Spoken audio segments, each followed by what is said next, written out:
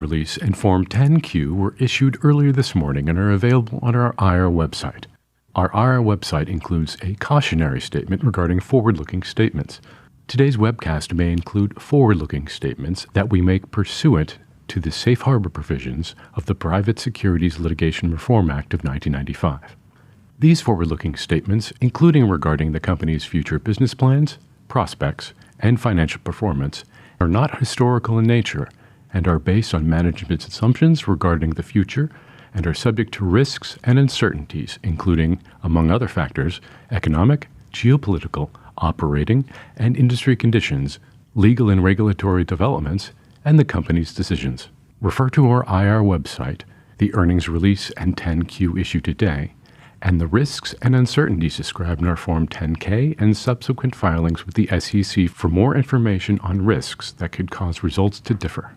A reconciliation of certain non-GAAP measures referred to in this webcast to the most comparable GAAP measures is on the IR website. Good morning, everyone, and welcome to Walt Disney's fiscal third quarter earnings call. Thank you for joining us. I'm Ben Swinburne, Executive Vice President of Investor Relations and Corporate Strategy.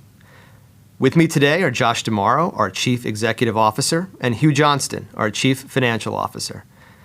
We will begin today's call with prepared remarks from Josh. After Josh's remarks, we will take analyst questions. And with that, let me turn it over to Josh. Thanks, Ben, and good morning, everyone. This was an excellent quarter for us, and our Q3 results and reiterated full-year outlook show we're operating from a real position of strength. Total segment operating income came in ahead of our prior guidance, up 21%, with total company revenue growth of 7%.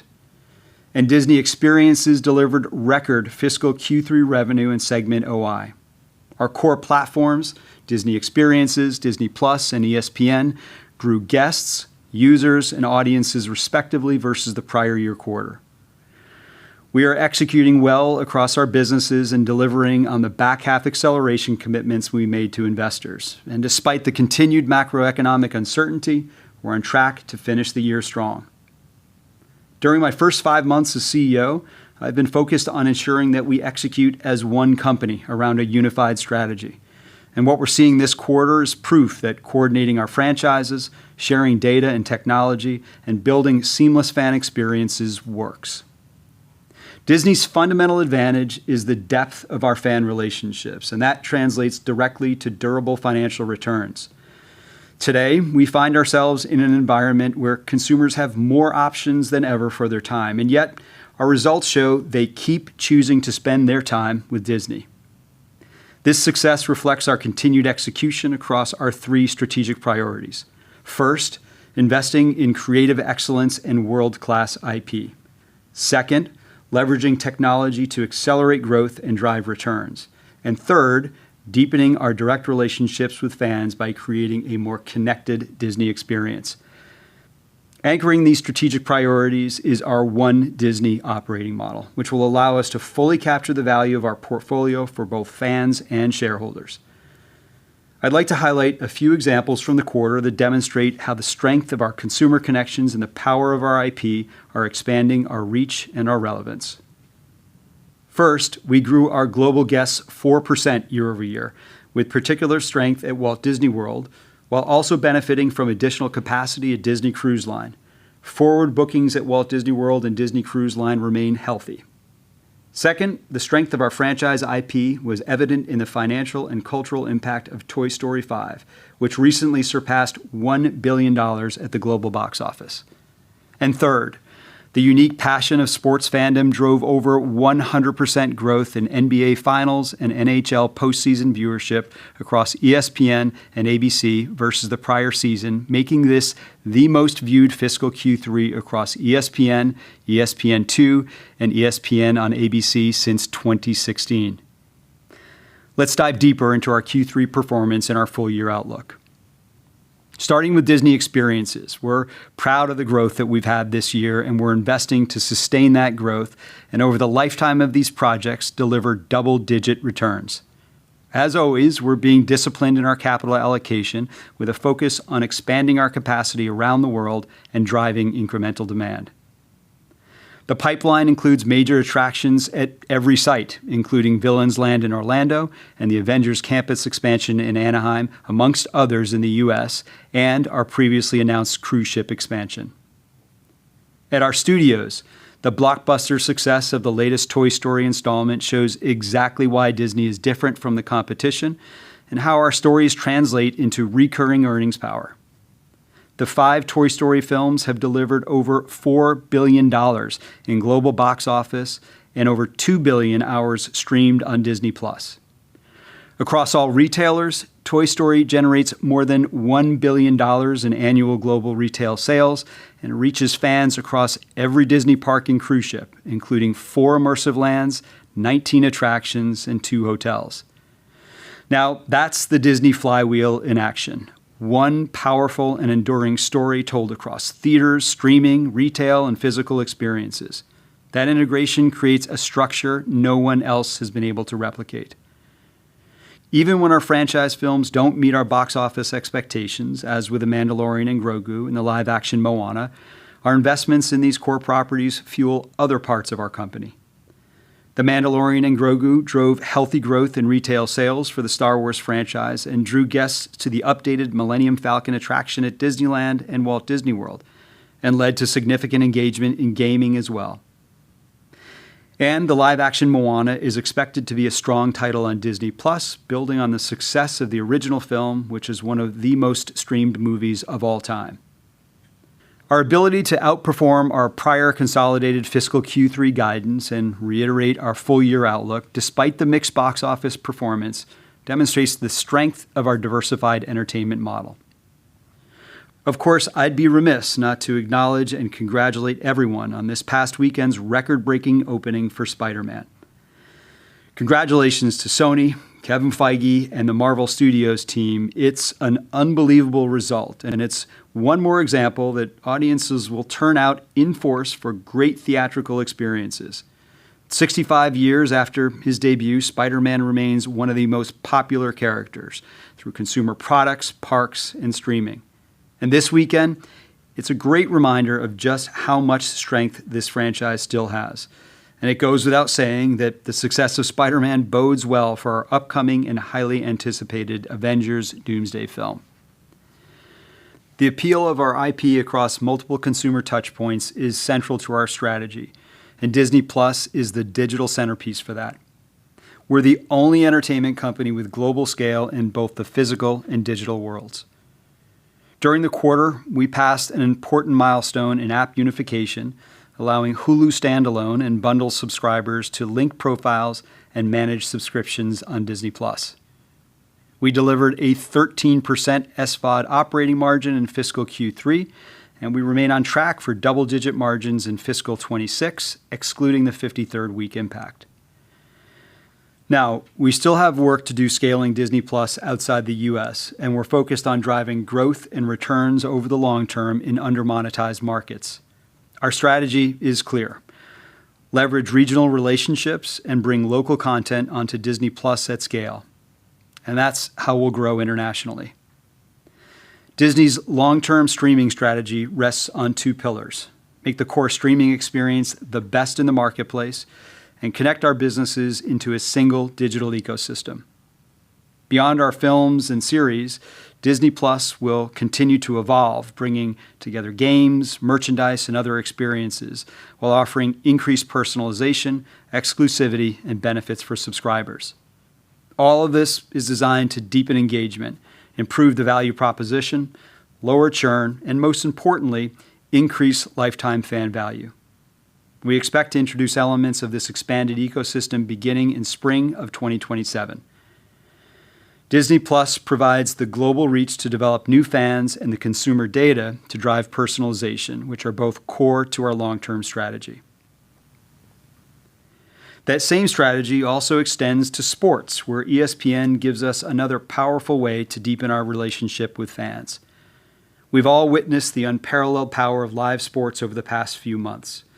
The NBA Finals between the champion New York Knicks and San Antonio Spurs were the highest-rated NBA Finals in 28 years. And ESPN generated its most-watched first half of the calendar year since 2012.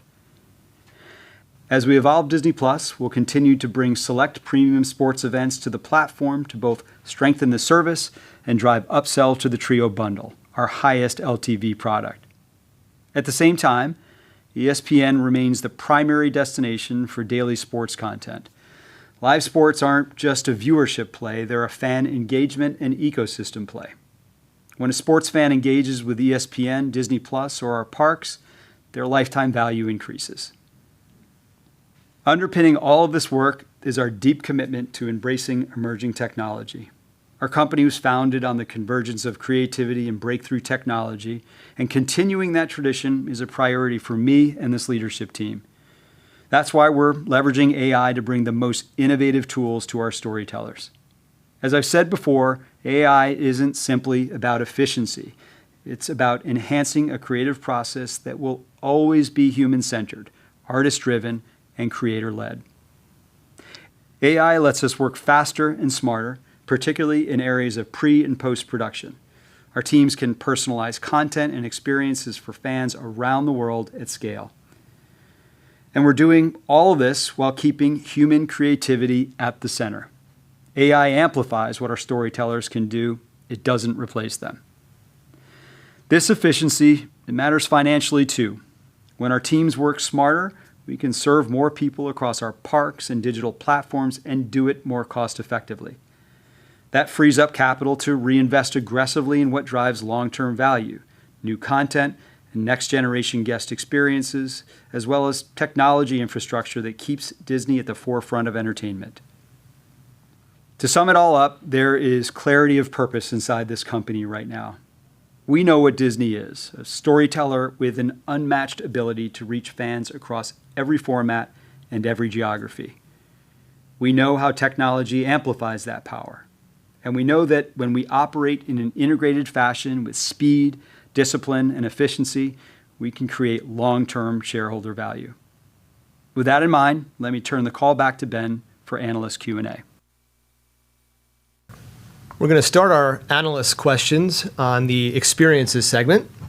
This is a question from Robert Fishman from MoffettNathanson.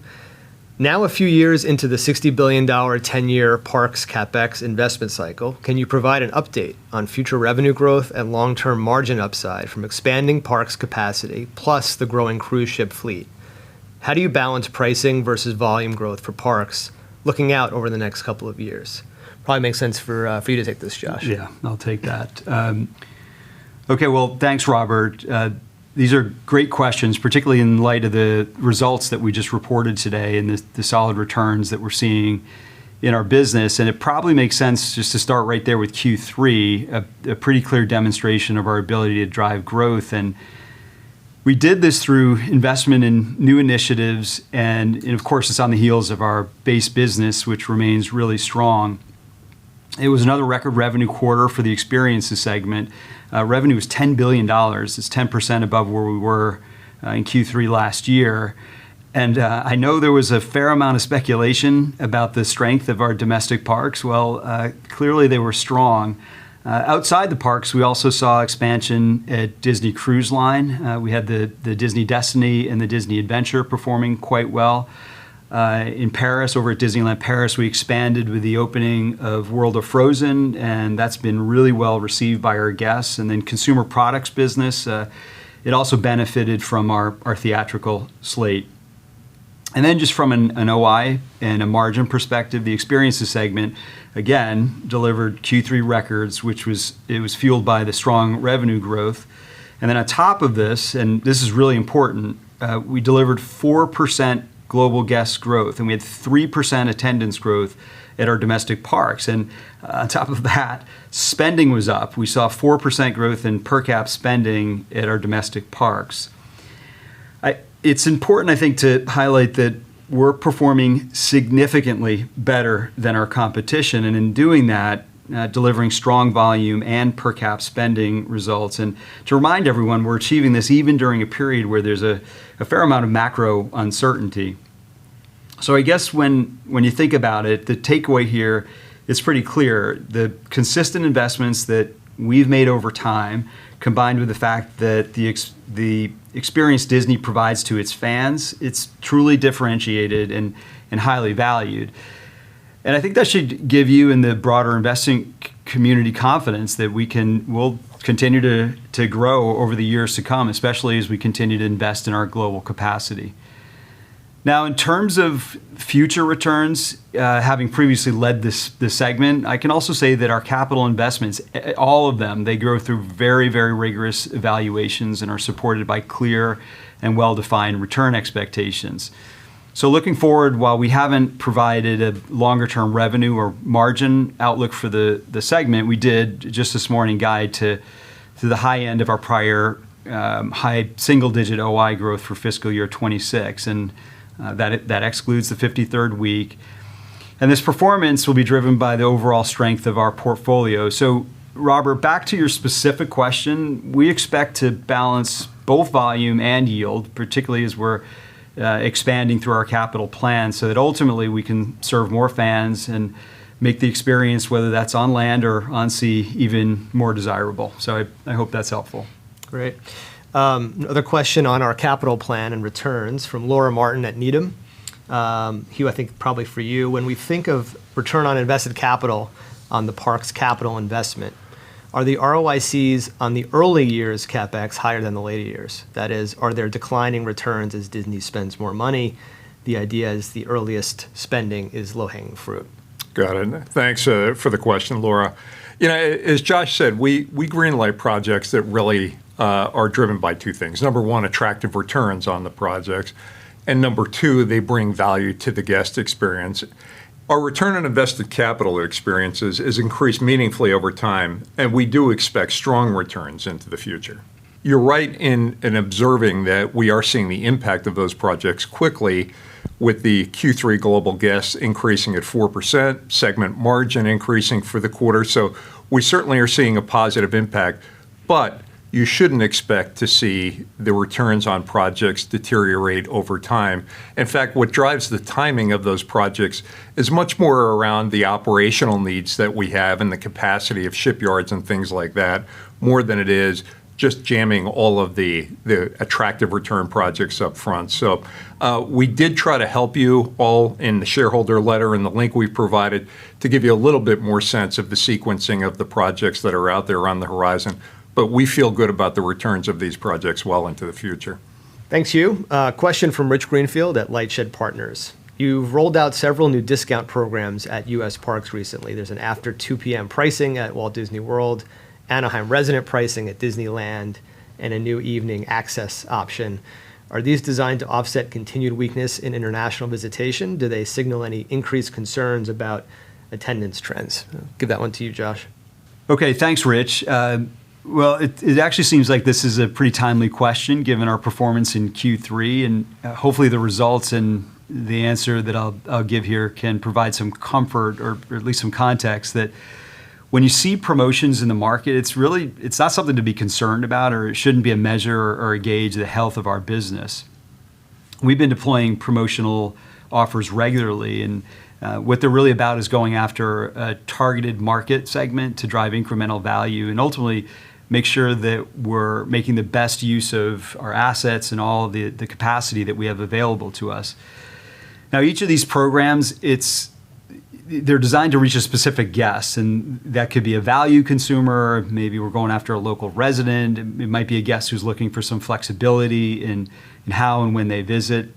And this is really consistent with how our commercial strategy has evolved and been refined over time, basically to deliver more curated and targeted offerings. Just a minute ago, I mentioned that Q3 global guests increased 4% above Q3 25, and that our domestic parks attendance was up 3% in Q3. And this strength was supported in large part by our sophisticated commercial tools, and inside of those tools are targeted discounts. And I think it's pretty clear that with 4% per cap growth, we're certainly not discounting our way to volume growth. Now, Rich, you asked about our domestic parks specifically, and we did see strong domestic tourist and local resident growth, and that growth helped offset continued international attendance softness, although we've seen some moderation in that regard. Okay. Our last question on the experiences side from Barton Crockett at Rosenblatt Securities. Hugh, maybe you take this one. How is the variability in fuel costs and the volatility of conflict in the Middle East impacting Disney? Is there any impact on parks attendance, margin, the new Abu Dhabi park development? Okay, great. Thanks, Barton. I guess that's about a four-part question, so let me try to break it down a little bit for you. Look, first of all, at this time, you've seen in the numbers, demand is strong across domestic parks and cruises.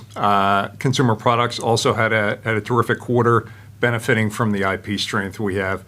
Looking forward, the forward bookings at Walt Disney World are up nicely, and the cruise line bookings also look very healthy as we look out to our book of business. That said, we're certainly not immune to the macros, and in particular, fuel obviously touches the entire economy. As an example, we have seen a weaker consumer in Asia, in our parks in Shanghai and Hong Kong in Q3, and that's continuing in Q4. The good news is we do have a global portfolio, and as you saw in the announcement and heard from Josh, we now expect the experiences segment to deliver OI growth at the high end of the previously provided high single-digit growth guidance for the fiscal year, excluding the 53rd week.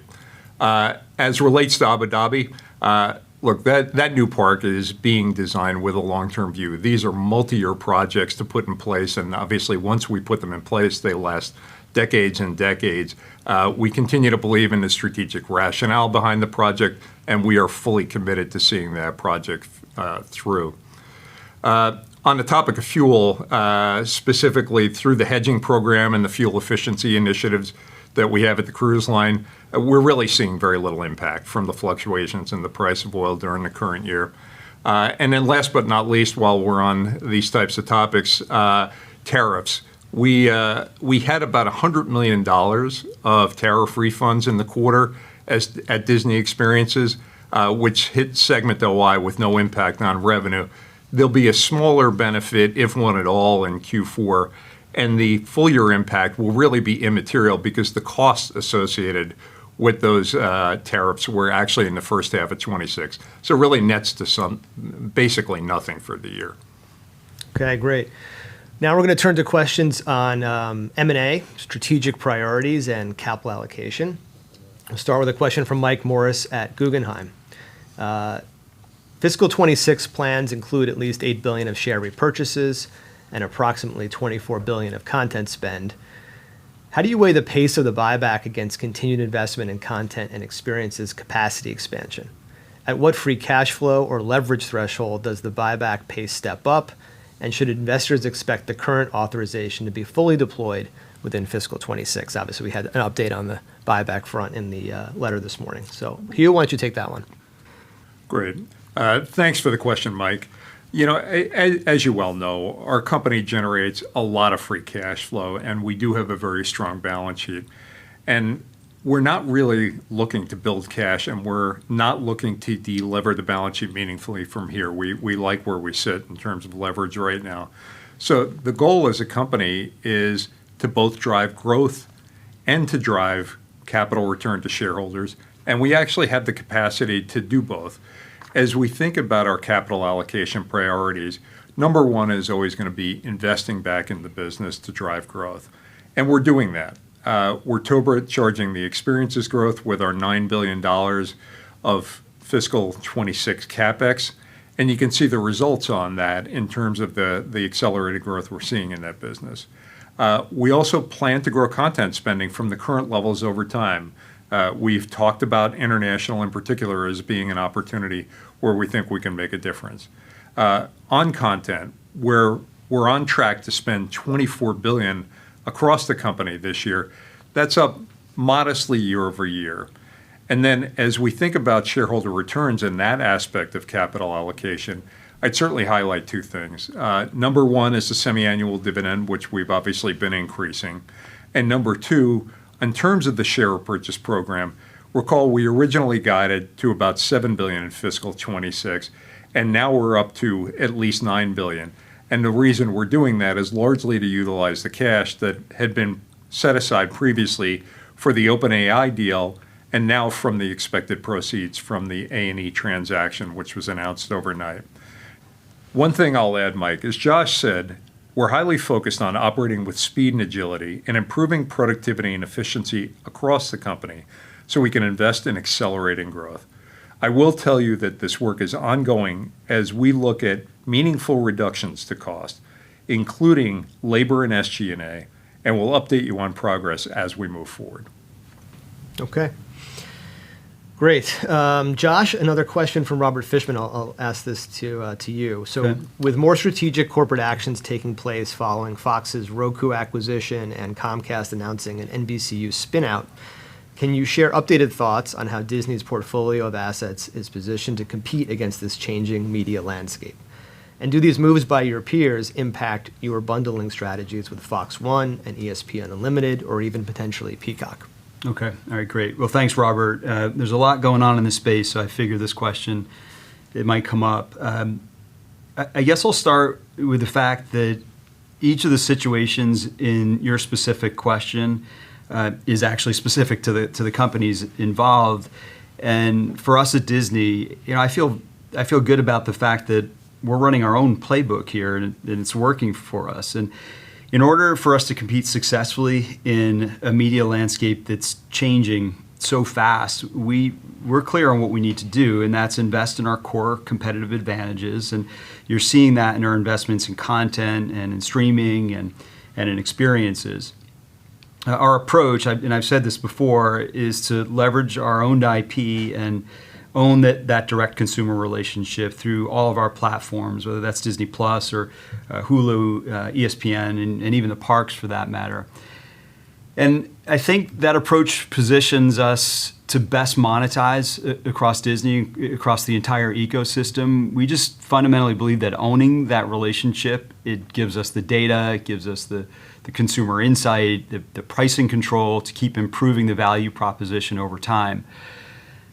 But Robert, what your question highlights is that the streaming industry, it's consolidating through M&A and through a growing number of partnerships, and there's no individual deal that's really deterministic, I don't think, of the industry outcome. And we don't see Comcast restructuring or Fox's acquisition of Roku as moves that will change our own strategic path. In fact, the way that I see it is there's actually opportunity in these developments. A more consolidated industry is really a better investment backdrop, and we have a long history of partnering and streaming, and we believe that we can just keep building on that.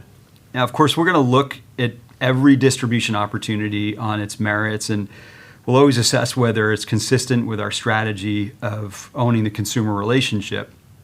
But, where we're unique and where I'd point you if you want the real differentiator, it's our ability to segment the marketplace through bundling in a way that I don't think our competitors can really do, at least domestically. When we look at customers who've been with us for a similar length of time, retention improves the further up that ladder they go, from a single product up to a dual bundle to the trio bundle. And I think we're in a good position. We have a good hand to play, and I like where we sit. Question from Kannan Venkateshwar from Barclays. You've reaffirmed double-digit adjusted EPS growth for fiscal 26 and fiscal 27, and the flywheel narrative is that content feeds both parks and streaming. With a couple of high-profile titles underperforming, how much of that reaffirmed earnings growth is dependent on content-driven downstream value versus the more capacity-driven pieces, things like experiences, building out cruise, and the direct-to-consumer margin ramp? Hugh, you want to take that one? Sure, and thanks for the question, Kannan. Look, theatrical performance is important to us, of course, and we certainly aspire to deliver consistent financial results for our films. But the nature of the film industry is such that it is more of a portfolio game. The good news for us is our diversified business helps us basically cover the volatility that comes out of the film business. The results today, I think, in a lot of ways illustrate that the growth drivers for the company right now are experiences and streaming. Underpinning those growth drivers are clearly the IP, but the theatrical window in a lot of ways it's just one data point, and the real value of that IP is the cumulative benefit of decades-long storytelling and our ability to take that IP and play it into the entirety of the Disney flywheel. I'm now going to move to some questions on our direct-to-consumer strategy. First from David Karnofsky at JP Morgan. Josh, I'll ask this one to you. Can you update on where things stand with the Disney Plus and Hulu integration and what consumer-facing or back-end enhancements are outstanding? And David's follow-up is Hulu, through add-ons like HBO Max and Stars, serves as a platform for other entertainment services. Do you foresee a similar role for Disney Plus? Great. Okay. Thanks, David. It's actually a timely question given the key milestones that we reached between Disney Plus and Hulu in the quarter, in this most recent quarter. So now Hulu subscribers can link their profiles and watch history on Disney Plus while also getting a much more personalized and unified experience. There's still work to be done on unifying the tech stacks between the legacy standalone services as well as on integrating what have historically been disparate data sets. And by the end of this calendar year, subscribers, they'll be able to see live TV and add-ons in addition to new features rolling out. I think you've maybe seen this. One of our more recent features is Verts. It'll be strengthened by the new deal that we have with TikTok, which will bring more curated feeds and fan-created content right onto Disney Plus. So I'm pretty excited about that. And David, yeah, you're right that Hulu is an efficient platform for other entertainment services, some that have been part of the Hulu value proposition to partners and consumers for years now. And we do think that Disney Plus can be an aggregator of third-party services and that we can do this both through bundles and add-ons.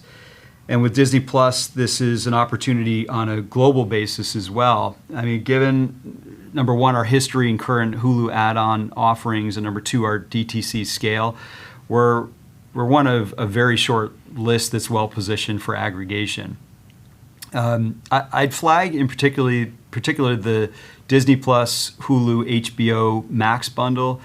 This is a very popular bundle, and it works well for both us and Warner Brothers Discovery, and it's very sticky. The churn on the bundle's significantly lower than our Hulu or Disney Plus standalone products when we look at similar tenure cohorts. So I feel good about where we are from an integration standpoint, and feel like these opportunities for bundling will be out there for us and will certainly help us from a churn and engagement perspective. So thanks for the question, David. Okay, from Peter Supino at Wolf. Maybe Hugh, want to take this one? You've called ESPN a strategic asset. When will ESPN Direct-to-Consumer have enough subscribers to materially boost traffic to Disney+? Yeah, thanks for the question, Peter. First and foremost, it's worth highlighting that the sports segment today is growing when you look at the guidance that we have for the year, which excludes the 53rd week. Now, when we think about ESPN, we tend to think about two things. Number one is we want to be the place where the consumer comes for sports. Right? We talk about ESPN meeting the sports fan anytime, anywhere. And in doing so, what we do is we focus on ESPN's contribution to the overall business and healthy consolidated earnings growth that we expect to deliver to shareholders. Now, how material will sports be to viewership on Disney Plus? You really have to think about it from a consumer segmentation perspective. Okay, the Trio bundle, including ESPN Unlimited or the traditional MVPD subscription, are the best options for big sports fans like me and Josh and Ben. Go Red Sox.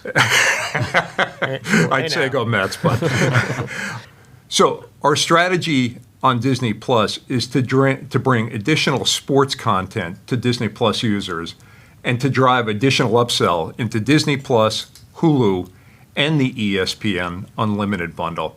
Now, you can expect us to lean in all of these areas. We have the most trusted brand in sports with the most comprehensive rights portfolio, and we are operating from an absolute position of strength with ESPN. Hugh, there's always next season, as they say. It's always next year. All right. Question from Stephen Cahall from Wells Fargo. And I think Josh should take this one. Okay. Disney has achieved scale in direct-to-consumer revenues, but scaling margins has been harder. Plus, growing engagement is a challenge against competitors that have far more content volume. What do you need to see at direct-to-consumer to reinforce that streaming is the best strategy? Alternatively, how do you think about going back to a content licensing model so Disney can be more streamlined to focus on creativity and experiences?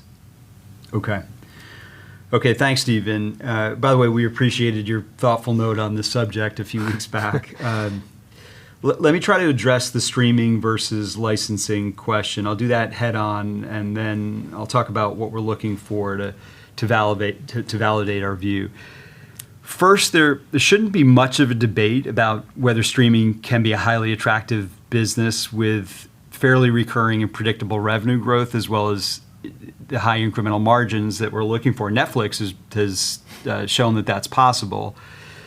Now, we've been at it globally for just about 6 years now, and if you were to compare where we are today at our revenue scale compared to where Netflix was at a similar revenue scale, we look quite similar in terms of margins. But your question isn't really about streaming as a business, but more whether Disney can continue scaling. And listen, I believe the answer is absolutely yes.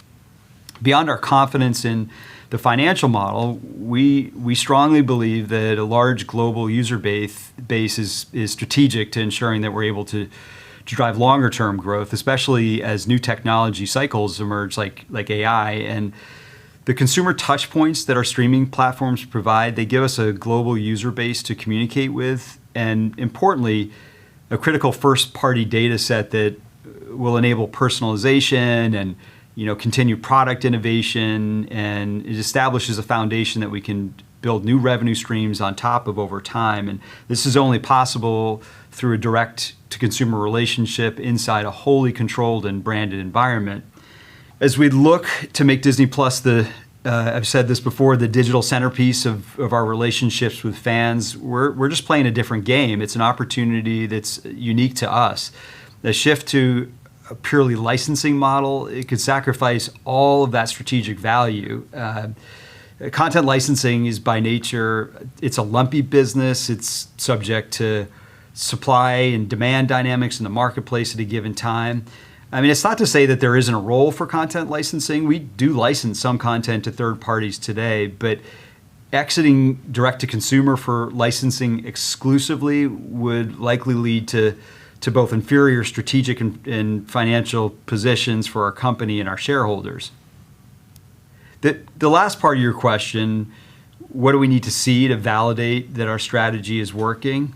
The nature of technology, as we spoke about last quarter, is that many small and incremental improvements, they're going to compound over time, and we're focused on that approach. It requires some patience, which we acknowledge it can be challenging, but here are 3 observations that hopefully will give you a sense of what we're tracking and why we feel encouraged. Internationally, those subscribers that watch our international originals, they churn far less than those that don't. Our Trio bundle, including Disney Plus, Hulu, and ESPN Unlimited in the US, it's the lowest churn base that we have when we look at similar tenure cohorts. And finally, we're seeing broader engagement benefits when we can tie directly back to product improvements over the past year. So there's a lot of good going on there. I know this is a long answer, but hopefully it helps address your question. Okay. Great. Q, anything to add to that? Okay, terrific. I said enough. Yep. Last question on the streaming front. The industry is investing, this is from Michael Ng at Goldman Sachs. The industry is investing against free streaming products at an accelerated pace, again, calling out Fox and Roku announced transaction. Would you talk about the merits of fast channels and whether Disney would consider doing more of that as a top of funnel for Disney Plus paid or as a standalone product? Josh, you want to take that one? Yep, I got it. So thanks, Michael. We're exploring a free product for consumers, one that will allow us to accomplish several goals and hopefully do that efficiently. First, we see it as a way to expand our reach to a customer segment that's more price sensitive, and expanding our reach is, as we've talked about before, one of our strategic priorities. Second, unlike a lot of our AVOD competitors, we're fairly well sold, meaning more inventory would actually help us accelerate our ad revenue growth. And then finally, as you mentioned in your question, a free offering could help us drive top-of-funnel Disney Plus subscriber growth. So nothing specific to announce today, but definitely something that we're considering. Okay, it's a good actually segue to an advertising question next from Jessica Reif-Ehrlich at B of A. Hugh, you want to take this? You have what appears to be an extremely strong hand in advertising for the coming year, given your sports portfolio, the Super Bowl, political, et cetera, across your platforms. Can you provide color on tone, trends, the upfront, et cetera? Yeah, absolutely. Thanks for the advertising question, Jessica. Look, overall, we're pleased with the upfront results, really driven by the unmatched live events calendar that we have, including the Super Bowl, the College Football National Championship, the Grammys, the Oscars. We really have a tremendous calendar coming up. In terms of a couple of numbers, total volume commitments were up double digits versus last year. Sports volumes were up low teens. And we are very, very pleased to announce that we have sold out the Super Bowl inventory.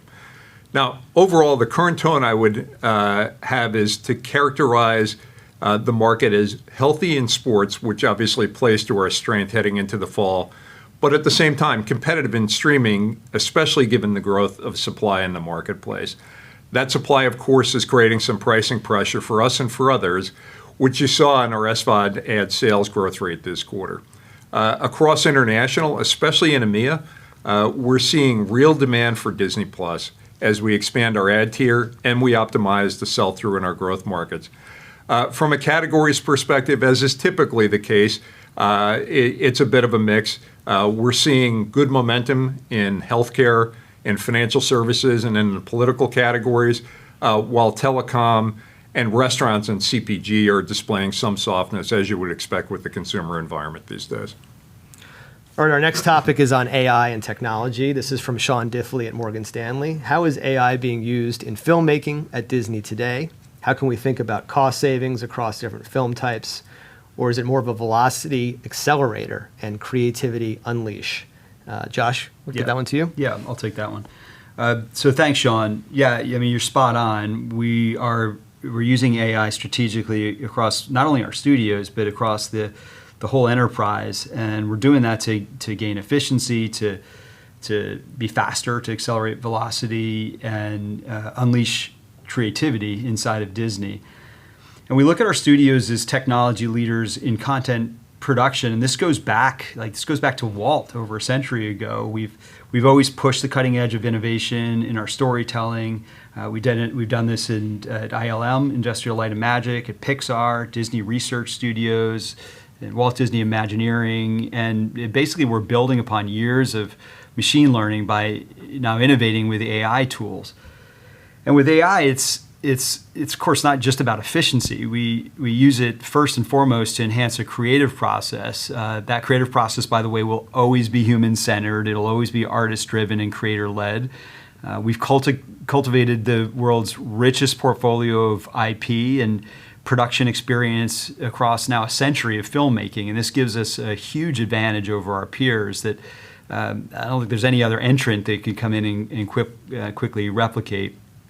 So I'll call out a few important examples across our business. Start with our studio. We're leveraging AI across core technical processes throughout our production pipeline to increase our ability to get films to market in a speedier fashion. It's letting us expand the number of titles that we can offer in 3D, basically making more of our films available in premium formats, which, as we know, are highly demanded, letting us bring visual effects to more shots where it would have been previously difficult or maybe even not economically viable. And it lets us accelerate processes like rendering and things like denoising, which is reducing the time it takes to complete shots. At our streaming business, AI is helping us improve personalization on Disney Plus, and it allows us to further enhance our recommendation engine. And this is really important. Our technology, advertising, and marketing teams, they're also exploring Gen AI powered creative, and they've implemented ad delivery in this format. ESPN, I think, is doing a really nice job. They've done a lot in this space, and They have 3 goals that map to their AI workflows. First, fan engagement, including the recently launched Sports Center for You. If you haven't tried that, you should. It's fantastic. They're looking at revenue growth, including brand new ad formats, and obviously productivity as well, across initiatives like live captioning and highlight clipping, which they're doing a great job of. And then on the experiences side, we clearly understand how much a Disney vacation means to our fans, and we're using AI to reduce some of the complexities that come along with planning and booking a trip to one of our parks, while making that whole experience specifically tailored to what our guests want.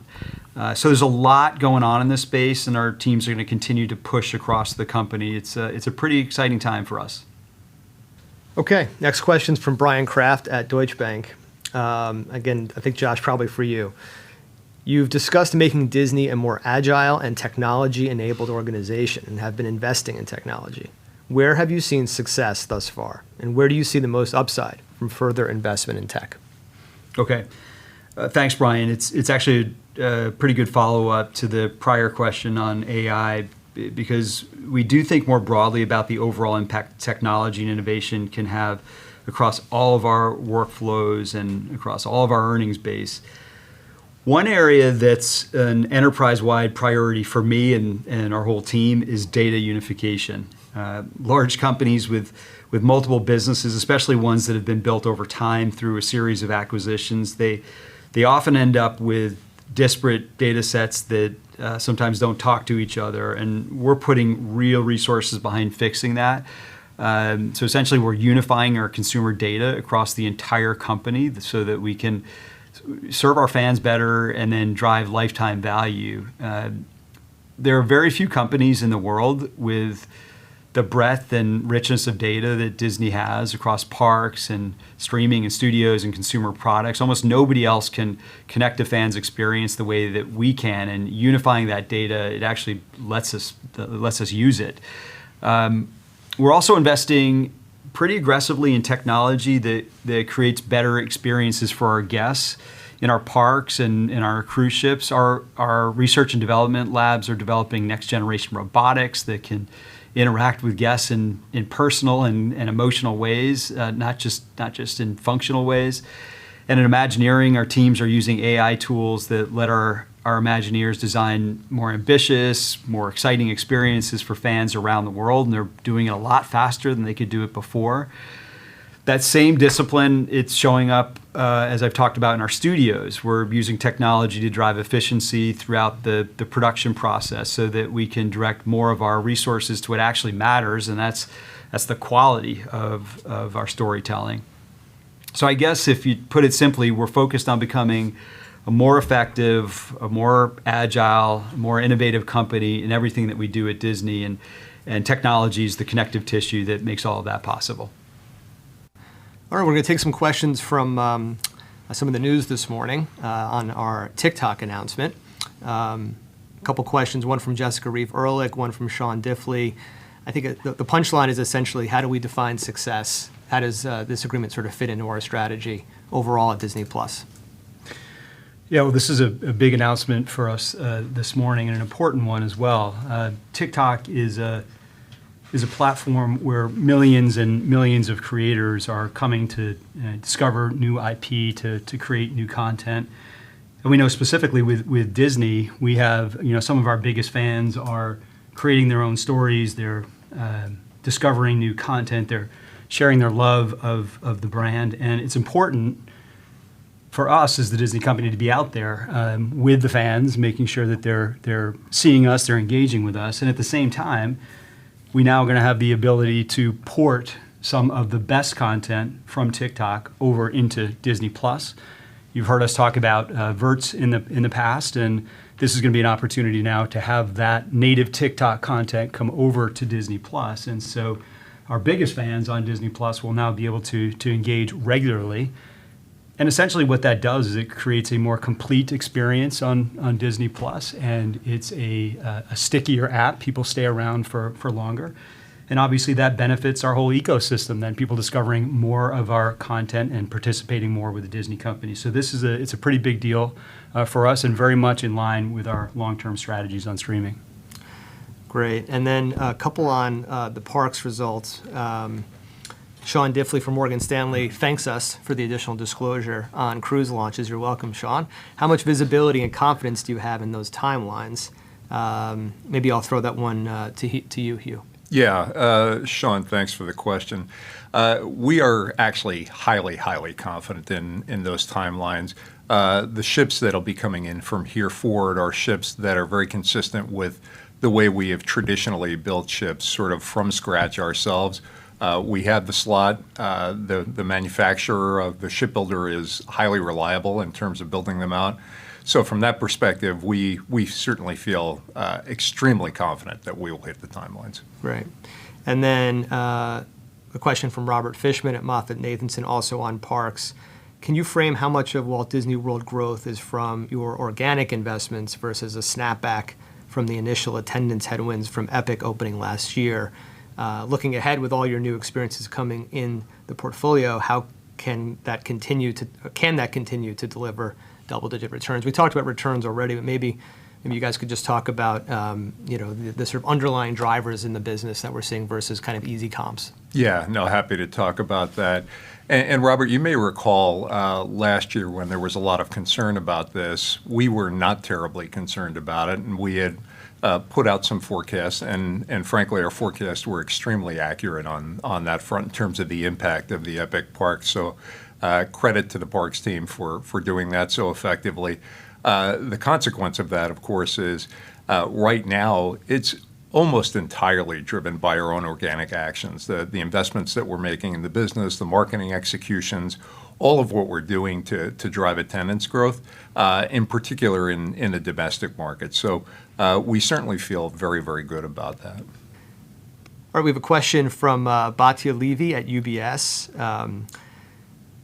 Experiences OI now expected to come in at the high end of our high single-digit growth guidance for the year, excluding the 53rd week.